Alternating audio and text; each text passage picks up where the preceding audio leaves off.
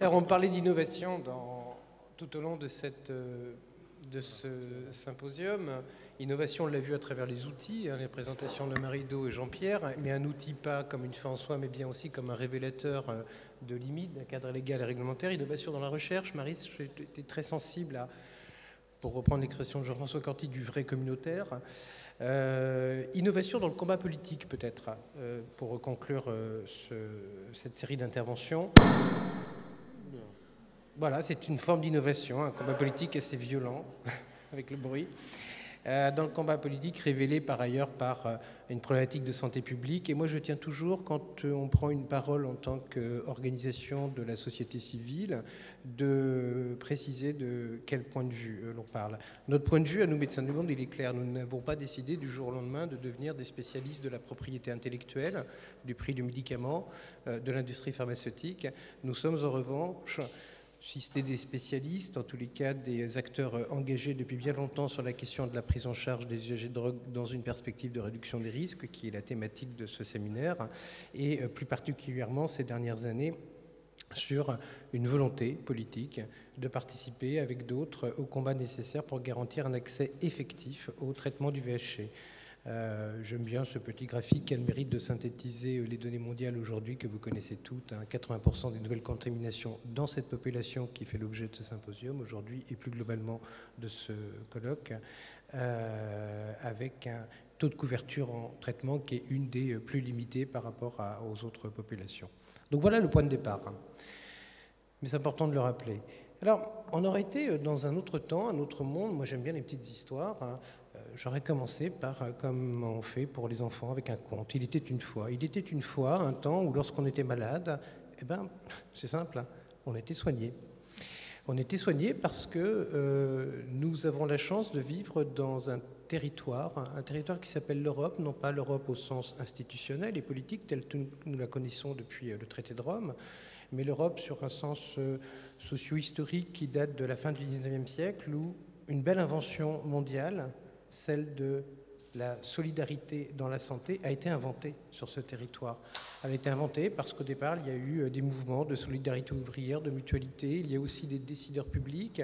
J'en ai cité un qui est très connu dans la jeunesse des systèmes d'assurance maladie et de protection sociale, Bismarck. Il y a eu des penseurs autour de ça qui nous ont amené collectivement, qui ont amené collectivement nos ancêtres à définir de véritables systèmes d'assurance maladie qui sont quelque part une exception mondiale finalement, ça ne concerne que les pays de l'OCDE, systèmes d'assurance maladie qui se sont particulièrement forgés au sortir de la Seconde Guerre mondiale. Ça, c'est le conte, le joli conte. Alors certes, il y avait des limites et nous sommes autour de cette table un certain nombre d'acteurs, et pas uniquement Médecins du Monde d'ailleurs, à avoir pu mesurer dans le passé ces limites-là, que ce soit en France ou à l'international, avec en particulier les barrières financières en matière d'accès aux soins. En France, je rappelle, pour certains d'entre nous s'en souviendront, les débats éthiques que nous avions lors de l'arrivée des trithérapies sur le VIH qui étaient extrêmement chères, où déjà nous nous posions la question de la soutenabilité pour les systèmes d'assurance maladie. Toujours des populations, et Marie-Do l'a reprécisé sur ce qui fait une partie du cœur de métier de Médecins du Monde en France, des migrants sans papier qui rencontrent de vrais problèmes sur l'accès à ce système solidaire alors qu'ils ont des droits. Mais la norme restait ce joli conte. Il était une fois, lorsqu'on était malade, on était soigné. Et il n'y a pas si longtemps, toujours dans cette histoire, quelques années, 2011 plus exactement, de nouveaux médicaments, comme vous le savez, ont été mis sur le marché, ont commencé à être mis sur le marché, les antiréviraux à action directe pour traiter les infections chroniques avec le virus de l'hépatite C. Je ne rentre pas dans les détails des modalités de ces traitements qui font l'objet d'autres présentations au cours de ce colloque. Donc, le conte dont je vous ai parlé devait s'appliquer. On était malade, on était soigné, ça marchait, on guérissait, on ne mourait pas. Patatrac, ça ne marche plus tout à fait de la même façon. Ça ne marche plus tout à fait de la même façon parce que ça commence quand même à coûter un petit peu cher, beaucoup plus cher en tous les cas que l'exemple dont je vous parlais qui était celui des trithérapies pour le VIH-Sida. Nous étions à 10 000, 15 000 euros à l'époque. Vous voyez que pour le sofosbuvir, comme vous le savez, nous sommes sur un traitement minimal de 41 000 euros les 12 semaines de traitement et c'est le problème, le niveau basique. Donc nous avons un vrai problème de soutenabilité de cette réponse-là et nous en tant qu'acteurs médicaux, les mêmes et en tant qu'acteur de la société civile avec d'autres acteurs engagés sur cette question, nous avons exactement pardon, les mêmes interrogations, les mêmes doutes, les mêmes craintes que nous avions il y a près de 20 ans maintenant pour le VIH/SIDA sur les problèmes de triage de patients. Mais c'est bien cela, et c'est bien le point de départ dont je vous parlais, qui nous amenait un petit peu à réagir, surtout quand on sait que tout cela, ça coûte beaucoup moins cher. Vous connaissez tous maintenant notre pape à tous, qui est Andrew Hill, et qui a été en capacité de donner les preuves à un niveau mondial que le coût réel de ces traitements, y compris dans des phases de production à grande échelle, était bien inférieur. Vous voyez les prix s'afficher. D'où le petit jeu de mots sur un Sovaldi qui est so expensive. Voilà, c'est la fin de la belle histoire, c'est la fin du conte. Plus techniquement, et je ne vais pas m'y arrêter très longtemps, une donnée qui est concrète, qui est réelle et qui montre bien les limites de nos systèmes d'assurance maladie aujourd'hui par rapport à cette question révélée de nouveau par l'hépatite C et donc par les besoins de santé de la population usagère de drogue. Le coût actuel, si l'on prend les recommandations de la Haute Autorité de Santé de mise sous traitement immédiat des gens en besoin de traitement, donc des scores de fibrose sévère, nous amènerait sur cette base-là à un coût théorique de 5 milliards d'euros. Je vous ai rappelé en toile de fond le coût total, le montant total de la ligne médicaments en France. C'est donc parfaitement, effectivement, insoutenable. Alors, c'est là que l'innovation se fait dans le combat. Après les innovations sur les outils, l'innovation sur la recherche, nous ne pouvons plus, en tous les cas nous l'avons vu, puisque Médecins du Monde avec d'autres associations françaises, le COMED, le TRT5, AIDE, Marie, tu me rappelleras de citer toutes les autres, SOS Hépatite évidemment. Il y a eu une vraie campagne d'éducation, non pas au risque lié à l'injection, mais d'éducation au risque pour le système de santé publique et le système de santé solidaire dans ce pays auprès du décideur public, à l'époque où le Sovaldi dont je vous parlais, la marque commerciale du Sofosbuvir, était en autorisation temporaire d'utilisation à un prix qui était bien plus élevé. Cette bataille, contrairement à ce que peut en dire la ministre de la Santé aujourd'hui, n'a pas été gagnée, elle a été perdue parce qu'on ne peut pas se satisfaire de la réduction qui est apparue sur l'écran. Ça signifie bien qu'en toile de fond, il y a bien une analyse peut-être plus systémique que la seule indignation à avoir et que la seule dénonciation du triage de patients et particulièrement de patients stigmatisés en raison de ce qu'ils font, se droguer ou ce qu'ils sont, des migrants. Alors, deux mots, et ça serait, j'irai très vite à la conclusion puisque nous sommes assez avancés dans la soirée. Deux mots sur cette analyse systémique. Du point de vue de la demande, n'oublions jamais qu'aujourd'hui nous nous situons dans les pays qui ont été dans la jeunesse de cette belle idée d'assurance maladie dont je vous parlais en introduction. Ces pays-là, les pays dits du Nord, l'Europe et l'Amérique du Nord en particulier, les pays de l'OCDE, pour faire court, sont des pays qui, comme vous le savez, sont en crise économique structurelle, ce qui a bien évidemment un impact immédiat sur le financement de nos systèmes d'assurance maladie, c'est-à-dire que nous ne sommes pas uniquement dans une crise conjoncturelle, nous sommes bien dans une fin de course des modèles de financement de ces systèmes qui sont basés, comme vous le savez, sur la cotisation sociale liée au travail et sur les revenus de l'impôt qui lui-même sont la conséquence de revenus liés au travail. Donc, pour faire court, quand il y a un chômage élevé, il y a une restriction des sources de financement des systèmes d'assurance maladie. Raison structurelle qui fait que c'est encore plus insoutenable les prix dont je viens de vous parler précédemment. Dans le cadre de cette crise, évidemment, et la France est un bon exemple avec la volonté de 50 milliards d'économies présentée par le président de la République, dont une partie portant sur les budgets de la santé, nous avons une réduction massive dans l'ensemble des pays de l'Union européenne, pour ne prendre que des ressources publiques allouées à la santé, dans le cadre d'une approche plus générale de réduction des dépenses publiques. Et ça ne concerne pas que les pauvres, ou les pauvres auxquels nous étions habitués. Nous voyons bien, et je vois Jason en face de moi qui connaît bien la situation à New York, nous avons le même problème aux États-Unis, en particulier sur la classe moyenne qui aujourd'hui ne peut plus se soigner, avec une part de plus en plus importante des dépenses de santé qui sont prises en charge par les ménages.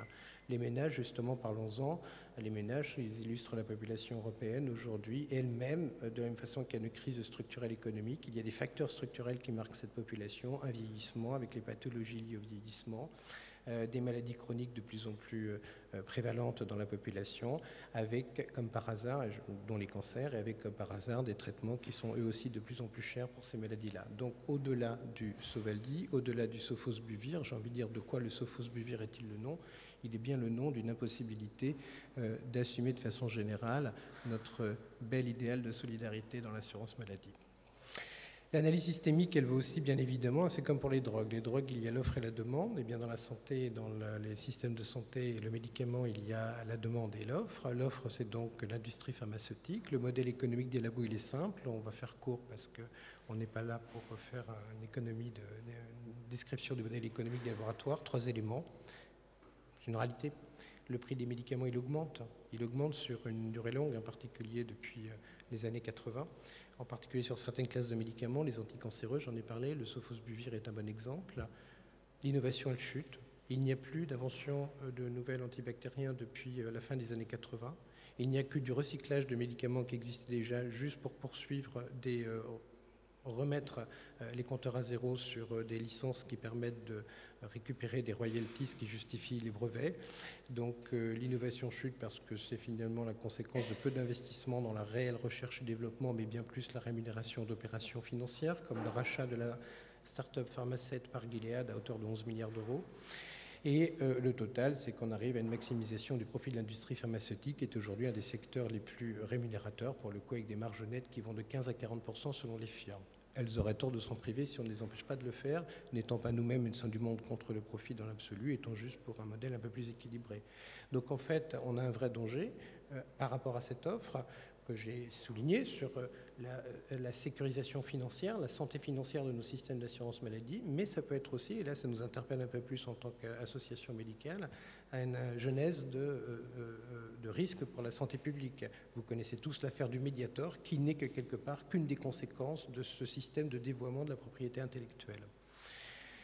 Alors, vous savez, les astronautes, quand ils étaient perdus dans l'espace, et que la fusée, elle partait, qu'il n'y avait plus de contrôle, ils appelaient Houston. On a un problème. Et Houston répondait, comme dans les bons films, sauf peut-être dans Apollo 13. Nous, on a fait la même chose. Je vous en parlais tout à l'heure, quand il y a eu l'autorisation temporaire d'utilisation du Sovaldi, on a appelé le gouvernement. Parce qu'attention, soyons clairs, il ne s'agit pas de taper à bras raccourcis sur l'industrie pharmaceutique. Elle a ses responsabilités, mais l'industrie n'est pas seule. Ce n'est pas elle qui décide toute seule du prix du médicament. Il y a des mécanismes dans ce pays, dans nos pays, dans ces fameux pays du Nord, des mécanismes qui sont eux-mêmes justement dans l'ADN de ces systèmes d'assurance maladie. Et les gouvernements des marges de manœuvre. Donc on les a appelés, on a un problème, le Sovaldi c'est trop cher. Et vous avez des moyens d'agir. Vous avez des moyens d'agir sur les mécanismes de fixation de ces prix du médicament. Je vous mets quelques pistes qui font partie des recommandations et des revendications interassociatives qui ont été largement portées dans le cadre de la préparation de la loi de santé publique. Il y en a bien d'autres et je vous renvoie sur le document de plaidoyer qui est disponible sur les sites internet des associations.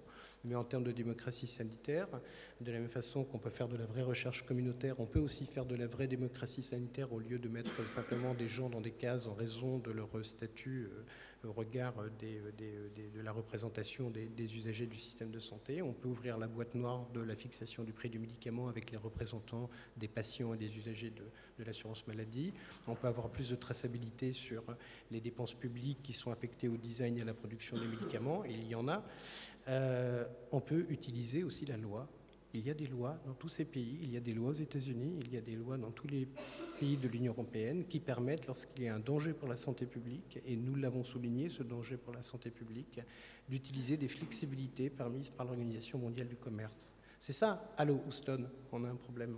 Allô gouvernement, on a un problème, mais nous avons aussi une solution à vous proposer. Dit autrement, ça s'appelle avoir du courage politique et utiliser les outils à sa disposition. Nous l'avons fait. Et quand je dis nous, ce n'est pas que Médecins du Monde, c'est bien évidemment nous et toute la société civile française, nos collègues à l'international, dans le cadre de Hepatite Coalition, d'autres groupes d'activistes avec leur gouvernement. Donc nous avons appelé, nous avons continué d'appeler, nous avons eu du mal à avoir des réponses. Je ne pense pas que nous en ayons eu, en fait. Et puis à un moment, quelqu'un a effectivement répondu au téléphone. Vous savez ce qu'il nous a dit ? Il nous a dit, mais attendez, si on utilise le droit, si on utilise la licence d'office, ça s'appelle, c'est comme si on utilisait l'arme atomique. Ça, c'est du réel, c'est du direct, avec des hauts responsables de la santé publique dans ce pays et des hauts responsables politiques. Donc, dit autrement, c'est une absence de courage politique. Donc, dans ces cas-là, l'innovation, et j'y viens et ce sera ma conclusion, c'est que la société civile prenne aussi ses responsabilités pour revenir à ses fondamentaux. J'ai pris soin de rappeler le fondamental qui était un nécessaire combat pour assurer une couverture réelle au traitement chez les usagers de drogue infectés chroniques par le virus de l'hépatite C. Nous avons des moyens d'action, au-delà d'appeler à des nécessaires débats démocratiques sur, j'en parlais tout à l'heure, ouvrir la boîte noire de la fixation du prix du médicament, mais il y a aussi, en tant que citoyen, moi, un débat qui m'est cher, qui est le contrôle sur l'allocation des fonds publics, parce qu'in fine, ce sont des fonds publics et c'est la seule politique publique sur laquelle il n'y a aucun contrôle parlementaire. Il y a un contrôle en amont sur la loi de financement de la sécurité sociale, mais il n'y a rien après sur l'exécution. Et la société civile elle-même, elle a aussi ses armes. Je ne dirais pas ses armes atomiques, parce que je ne suis pas forcément pour le nucléaire. En tous les cas, les mêmes flexibilités prévues pour les gouvernements sont accessibles à la société civile. C'est l'opposition brevet, et c'est le sens de l'action de Médecins du Monde qui fait l'objet de cette intervention. Voilà de quoi l'opposition au brevet, pour le coup, est-elle le nom. Elle n'est pas uniquement là pour se faire plaisir, mousser et se faire un coup de com'. Elle s'inscrit bien dans un combat interassociatif qui est mené depuis longtemps sur cette réflexion et cette analyse systémique dont je vous parlais. Et c'est notre seule arme pour se faire entendre, puisque le dialogue stratégique n'a pas pu avoir lieu en raison de cette absence de courage. Nous utilisons de façon responsable l'arme à notre disposition. Donc une opposition au brevet en 2 mots. Il ne s'agit pas de dénoncer un médicament parce qu'il est trop cher. Il s'agit de dénoncer la non-application des principes de brevetabilité tels qu'ils sont prévus par la Convention européenne du brevet, et en particulier le fait qu'un médicament, pour mériter un brevet, doit non pas être uniquement une innovation qui est efficace, ce qui est le cas du Sovaldi, personne ne le remet en cause, mais doit bien répondre à un caractère d'inventivité, ce qui n'est pas le cas, et c'est le sens du dossier que nous avons déposé avec notre conseil en propriété intellectuelle. Dossier déposé, c'est la dernière diapo, dossier déposé le 10 février 2015 auprès de l'Office européen des brevets à Munich, avec une procédure en cours qui va prendre 1 an et demi à 2 ans. Nous avons eu 10 autres... il y a eu 10 autres oppositions à ce brevet en parallèle, a priori tout issues des concurrents de l'industrie pharmaceutique, ce qui est une pratique assez courante entre eux. En août 2015, le laboratoire pharmaceutique Gilead, donc détenteur de la licence, a demandé une extension de son délai de réponse aux opposants auprès de l'Office européen des brevets. Nous avons appris récemment qu'il a obtenu ce délai d'analyse supplémentaire, donc c'est reporté la réponse à décembre. Et en décembre, à partir de décembre, on pourra avoir des auditions publiques qui commenceront et qui amèneront un jugement définitif pour savoir si le brevet est cassé ou pas. Alors, il est clair qu'un brevet cassé ne permettra pas un accès immédiat au générique dans ce pays, mais sera très clairement dans cette volonté de mener un plaidoyer global pour un accès effectif aux usagers de drogue, une marge, une étape, un milestone, comme disent nos amis anglo-saxons, qui est assez important et qui nous amènera, je l'espère, plus globalement à utiliser cet événement historique qui n'a jamais eu lieu dans l'histoire de l'assurance maladie, jamais eu lieu dans les dérives de coûts que nous constatons aujourd'hui dans nos pays, nous permettra d'aller plus loin et d'envisager une action beaucoup plus large. Ça aussi, c'est l'innovation, en quoi une problématique de santé chez des usagers de drogue va bénéficier à toute la population. Je vous remercie.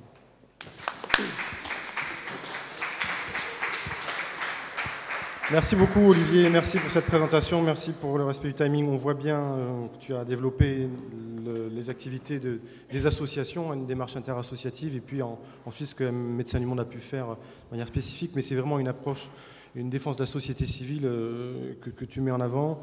On voit bien toutes les difficultés. On a rappelé aussi que même si on avait des résultats positifs sur l'opposition de ce brevet, ça n'empêcherait pas forcément le laboratoire de garder un certain monopole. Donc l'idée, c'est aussi d'entretenir un débat public sur la question de la fixation du prix des médicaments, d'entretenir ce bruit de fond nécessaire pour faire en sorte qu'un jour les choses basculent. Est-ce qu'il y a des questions, des remarques de votre côté? Oui, monsieur, un micro est avec vous. Oui, moi, j'aimerais savoir les arguments qui sont avancés par les firmes pharmaceutiques pour justifier des prix aussi exorbitants. Quels sont les arguments qui sont avancés? Alors, j'ai parlé dans mon intervention d'analyse systémique. Il y a de façon récurrente depuis plusieurs années, moi ce que j'appelle un certain enfumage. Donc l'argument classique, c'est de dire nos coûts de recherche et développement sont extrêmement élevés. Alors, nous nions pas le fait que le process de recherche, non pas fondamental, hein, mais clinique, pour faire en sorte qu'une molécule dont nous avons prouvé in vitro l'efficacité va pouvoir se traduire sous forme d'un médicament, ça demande un certain coût. Ce ne sont en tous les cas pas les coûts qui sont réellement supportés par l'industrie pharmaceutique. Je fais court, au risque de m'exposer à un procès en diffamation par le représentant de l'industrie pharmaceutique qui est dans cette salle, mais en gros, quand on prend la marge nette dont je parlais, on a 80% des ressources qui partent sur le marketing, dont le financement des visiteurs médicaux, voire de certains congrès et colloques comme celui-là, et on a, alors, pas celui-là, ah non, eux ils sont présents là, c'est vrai, tu as raison. Et on a 20% qui part uniquement dans la vraie recherche. Donc ils font de la recherche, mais ils ne font pas de la recherche à la hauteur à laquelle ils le font. Donc cet argument est beaucoup employé pour justifier le prix des traitements. Le deuxième, c'est une confusion entre l'efficacité du traitement et le caractère d'inventivité. On ne va pas rentrer dans le détail de ce sur quoi repose le principe du brevet, mais le brevet, par définition, ne récompense pas quelque chose qui est efficace, surtout si l'efficacité est la conséquence de l'évolution naturelle de la recherche, ce qui est le cas du Sovaldi. Le brevet représente quelque chose de véritablement inventif, qui n'a jamais existé avant. Nous ne sommes pas dans ce cas de figure. Et donc, les laboratoires pharmaceutiques pervertissent de plus en plus la Convention européenne du brevet, pervertissent les lois sur le brevet aux États-Unis pour faire du recyclage de médicaments en modifiant à la marge un petit bout du médicament, pour faire court, et en le présentant comme un produit nouveau. Comme face à cela, parce qu'il y a deux responsables dans cette histoire, il y a les labos, mais il y a les États. Comme face à ça, on a des États qui n'assument pas leurs responsabilités, qui ont du mal à aller à la confrontation, eh bien ce discours économique ambiant passe, traverse les opinions publiques, parce qu'en fait, le marketing social et le lobbying, pour le coup, en direction de l'opinion publique de ces laboratoires est très fort. Regardez les campagnes du LEM. Et donc, il est un fait acquis que le médicament, ça coûte cher à produire et que c'est normal que ce soit vendu cher. Deuxième élément, et là qui est beaucoup plus grave, je crois que l'argument a été utilisé par mes camarades hier et nous l'utilisons depuis un petit moment. Nous avons une rupture, mais presque une rupture épistémologique, comme on pourrait dire dans la recherche en sciences sociales. Nous avons une véritable rupture aujourd'hui dans les arguments économiques. Jusque-là, bon, on était sur mon médicament est nouveau et efficace, même si ça n'est pas une invention, donc il doit être plus cher, ça passait. Maintenant, les laboratoires pharmaceutiques, utilisant ce contexte de crise structurelle dont je vous ai parlé, avec une réduction progressive des dépenses, disent, en gros, je vais vous éviter à terme des coûts qui seraient bien supérieurs si mon médicament n'existait pas. Ce qui est de nouveau un vrai enfumage sur l'hépatite C, parce qu'on sait très bien que tout le monde ne va pas, de toute façon, techniquement, immédiatement aller vers une cirrhose. Mais de façon générale, c'est comme si aujourd'hui, quand vous achetez une voiture, vous achetez l'airbag au prix de la voiture. Aucun consommateur rationnel n'accepterait cette dépense. Eh bien aujourd'hui, les laboratoires pharmaceutiques ont réussi à faire accepter par les États et peut-être parfois par une partie de l'opinion publique le fait que l'airbag devait être vendu au même prix que la voiture. Donc voilà, ça s'appelle un bruit de fond qui est là et qui amène à la situation dans laquelle nous sommes. Ce qui est nécessaire aussi, c'est de, justement, pour aller dans le sens de votre question et mieux comprendre les arguments qui font qu'un prix serait aussi élevé, c'est de pouvoir un peu savoir qu'est-ce qui se négocie entre les États et les laboratoires, notamment au sein du comité économique des produits de santé, ce qu'on appelle le CEPS. Des instances qui sont fermées, encore pour l'instant, et on ne sait pas ce qui s'y passe, ce qui s'y dit, sur quels critères les autorités acceptent aujourd'hui, par exemple, de payer 41 000 € traitement de 3 mois pour le Sovaldi, et quels sont les arguments objectifs qui permettent de définir un tel prix. D'où aussi la nécessité, de notre point de vue, d'être dans une obligation de transparence et donc de faire entrer les acteurs de la société civile ou d'autres univers qui pourraient venir discuter, amener des éléments pour justement faire en sorte que les critères en matière de fixation de prix des médicaments soient transparents et qu'on soit tous d'accord sur ce qui est acceptable et ce qui ne l'est pas. Est-ce qu'il y a d'autres questions, d'autres interventions? Eh bien écoutez, il est 19h03. Merci beaucoup d'avoir été présent. Et merci beaucoup aussi aux organisateurs de nous avoir invités aujourd'hui et bonne continuation pour vous pour ce colloque.